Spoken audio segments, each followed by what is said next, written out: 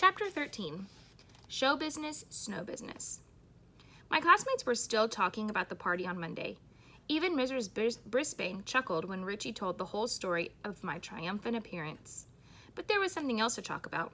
Og's surprise. Bert Brisbane had built Og a genuine swimming pool.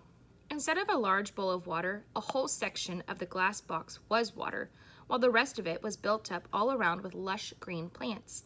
It was a terrific surprise, and I felt just a tiny pang of green-eyed jealousy. Then I noticed that Og's grin looked more like a real smile this time. I guess we'd both had good weekends after all. After everyone admired the swimming pool, Mrs. Brisbane got down to business.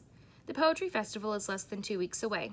We've got to finalize our selections, memorize the poems, finish the artwork, and make our Valentine's Day mailboxes.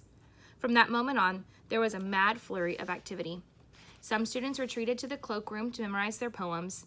Others drew pictures for the bulletin board, while another group made Valentine mailboxes using glue, glitter, paint, crayons, buttons, lace, and stickers. Don't worry, Mrs. Brisbane didn't forget to teach us math, science, geography, social studies, and spelling. Believe me, she'd never do that. But in between, my classmates worked like crazy on poetry and Valentines. Our room mothers, Mrs. Hopper and Mrs. Patel, came in to help for 2 days. At night, it was just Og and me in room 26. I wondered what he had done at the Brisbane's house over the weekend, as I watched him swimming and diving in his new pool.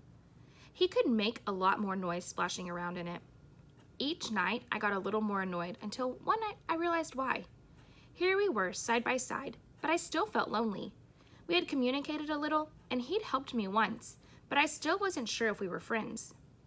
It was time to find out. I opened the lock that doesn't lock. Gathering up my courage, I walked over to his glass house and said, "Hello, Og." Abruptly, Og turned toward me. I must admit, my hamster heart skipped a beat. Was he going to leap at me again? Look, maybe I haven't been much of a pal to you, Og. Maybe I was even a little jealous, but I'd like to try again. This time, instead of leaping, he dove into the water with a gigantic splash. The water splashed up to the top of the box, through the screen, and onto my nice, dry fur. And if there was one thing hamsters hate, it's wet fur. My usually fluffy golden coat was drippy, droopy, and dull. If Og was looking for attention, he was about to get it. "Thanks for nothing, Og," I squeaked. "I just want you to know that I have a million friends, so I don't really care if you're my friend or not. So if you're thinking you should be my pal, just forget it." Og just stared at me with that same old smile. "And remember that time you leaped at me?" I continued. "You didn't even scare me." Not wanting to press my luck, I scampered back into my cage. I'd finally told him off, but I didn't feel better. Not one bit. Thursday was the gloomiest day I'd ever seen outside, but in room 26, the students were far from gloomy. Heidi and Gail were best friends again.